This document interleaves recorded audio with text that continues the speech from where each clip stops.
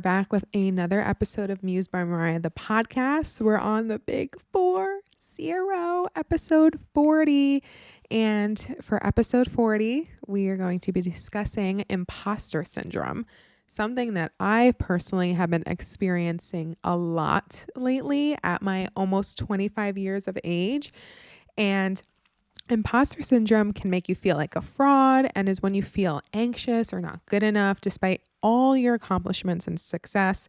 This can stem from your environment, the people you surround yourself with, your own thought patterns, getting stuck in this constant revolving circle in your mind of negative thoughts and energy, or even social media, the digital devil, because we are always comparing to other people's lives, looks, what they're doing with their lives to ours. I mean, maybe not always, but sometimes you just can't help it when you're scrolling and scrolling and scrolling. So one of the root causes of imposter syndrome is family dynamics. And can we get into this?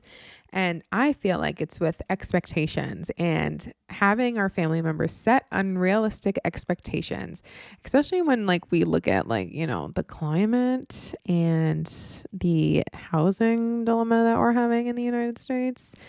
And these expectations, unrealistic expectations, can be put on us from our parents, not even at our age now, but even from a really young age. And it can be with you throughout your entire adult life. They can expect you to live a certain life that maybe you don't want to live, get a job that maybe you don't want to get, marry that person that maybe you don't want to marry, and then you don't hear the end of it.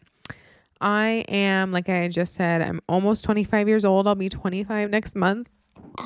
Gagging. I'm a quarter century years old almost. I lose health insurance in a year. This is the time to get my shit together, but I digress. But I am constantly hearing, when you're older, you'll understand. When you're older, you'll understand. And I just want to shut up. It just grinds my motherfucking gears. No, I am older and I do understand. So hop off respectfully. And there are times when there's voices in the back of my head, maybe I should have done accounting and then maybe it wouldn't be so difficult to get a job. But then I didn't like accounting. But then it's also maybe I also want to say I actually love what I do. I love marketing and I love social media and I love doing all this and talking to all you guys and helping people with their whatever. So I'm glad I made this decision in my career. Then there's also maybe you shouldn't have given that person a chance because then you wouldn't have experienced that heartbreak that put you in a 3-week depression. But okay, no, I'm not laughing because it's funny. I'm laughing because it's not funny, actually. But then honestly, we wouldn't be getting these lessons and given these lessons, and they're going to continue to repeat itself in other ways until we understand it.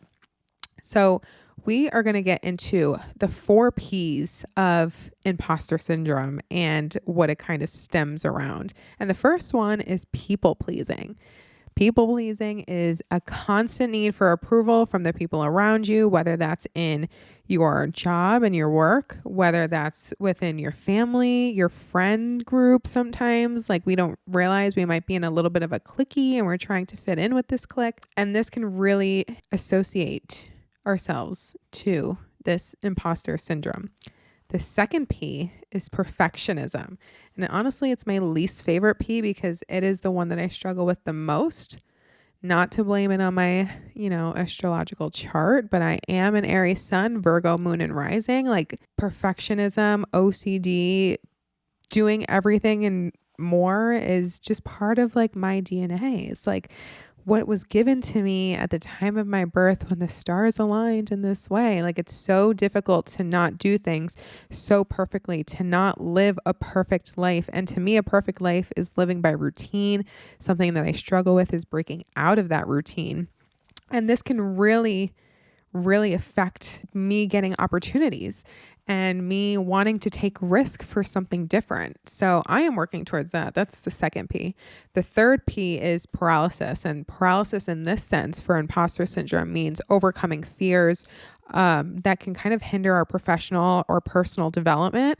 And it kind of just limits our life and it limits our perspective on where we want to go in our growth.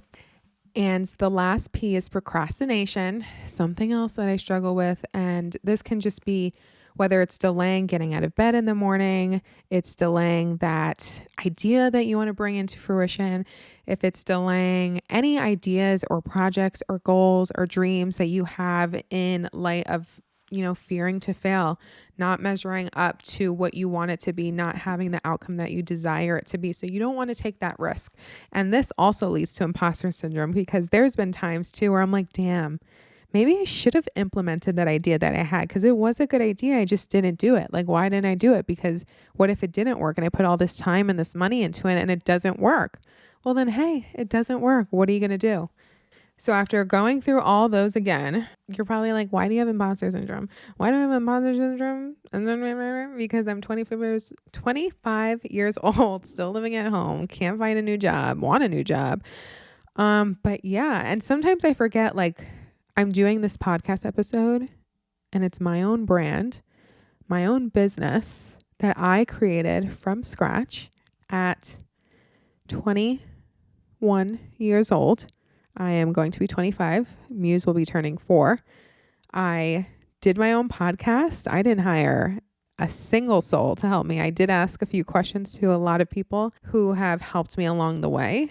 I am kind of like a business boss, I work with my own clients too on the side, on top of my 9 to 5. I actually love working with my clients.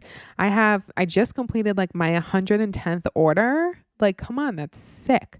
Sick, fucking sick. I have a 5-star rating. Get out of here. People love me. I love people sometimes. Why does that still not feel good enough? Why do I constantly think about all the places that I am not? Why am I not making what I want to make money-wise? Why am I not where I thought I would be by now? Why have I not found the one yet? And if any of my friends or family members tune in and they heard that, I know you're going to let out a chuckle, and it's totally fine, because I have shitty taste in men, but I digress. That's not what this episode is about. But why do all those things matter more than being in the present moment? I've always been, at least I feel like I've always been, one step ahead of the game. I always knew I would have my own business from a really young age, like early teens, middle teens. I always just can tell that my mind worked differently than like the kids around my age. I'm like, why don't you want to work? Like, I love working. I loved working. I loved making money. I loved doing my own thing. But I always, like, in the back of my mind is like, oh, I'm making money for someone else. This is not like what I want to do. But I do love, I don't know, the passion of working. Like, I don't know. I just like to work. But honestly, I just thought I would be so much more by now. And it honestly makes me sad when I put it like that, which is why I'm talking about it, because I just need to vent. Not only do I need to vent, I also feel like doing these podcast episodes, I'm learning. Like, when I knew what imposter syndrome was, but I obviously did some research before I recorded this episode, because I wanted to talk about it in a way that could be resonated with someone else, and also have me like learn a little bit more about it and how I can kind of change my thought patterns to not really think like that anymore, because I have done a lot. I'm a fucking badass in many ways. Like, I do a lot of fucking shit. Okay. And currently I'm pushing myself to run a marathon in 2 months. I couldn't even run a mile like 2 years ago. I just ran 9 straight on Sunday. I'm a fucking badass, and I need to remember that and constantly remind myself that when I get into these negative thought patterns. And I know so many people are experiencing this, or they have experiencing it, and it can honestly have you questioning your entire life purpose. Like, am I doing what I'm supposed to be doing? Did I make the right decisions in life? Like, what is my life path?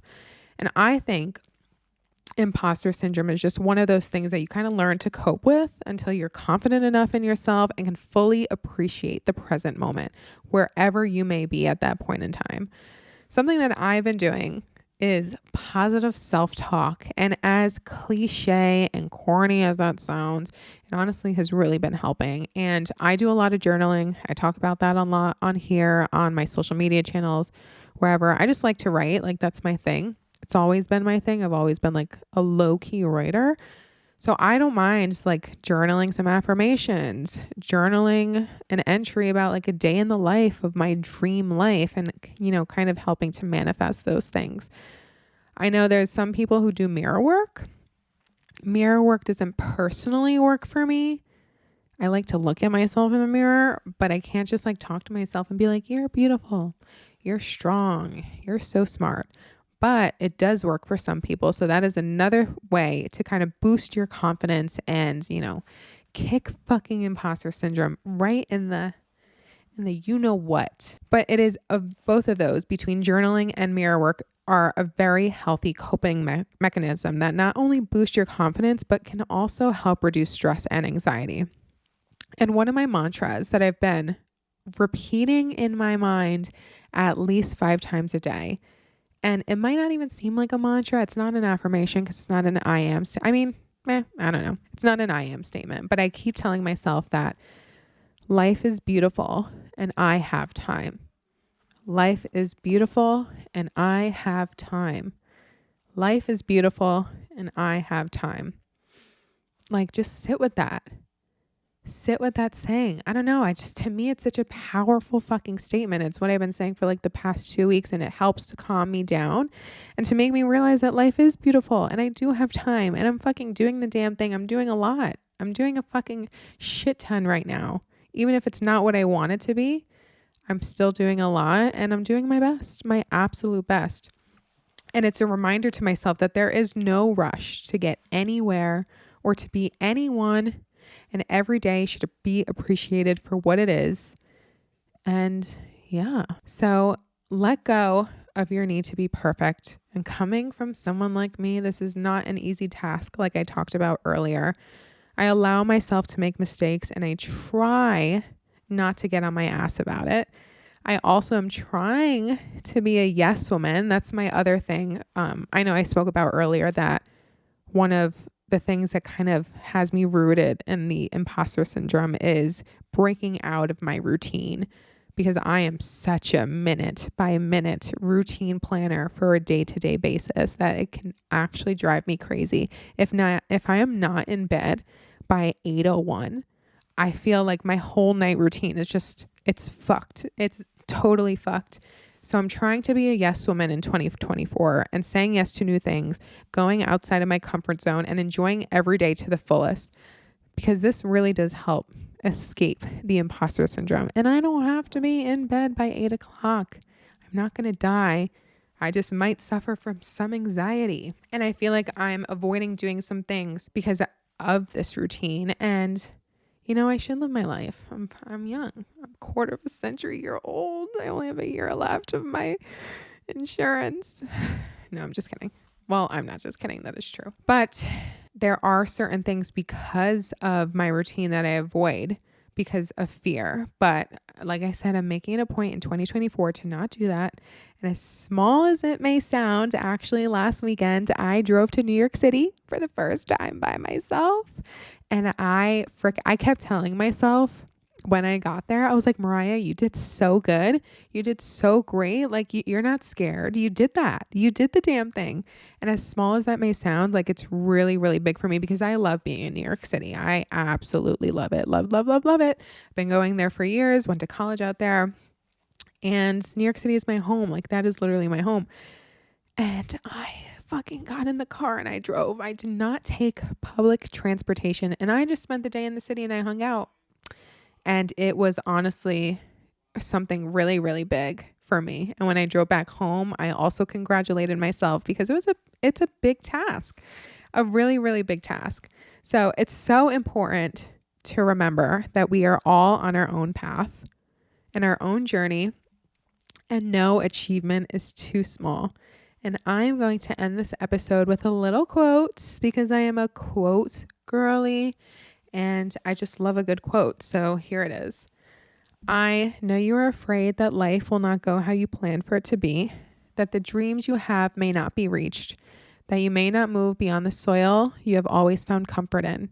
But I am here to tell you that all the things you have played out in your mind wished for 1,000 times are working out just as you always knew they would when you decide to let go and trust in divine timing. Thank you for tuning in to another episode, and I'll talk to you guys next time.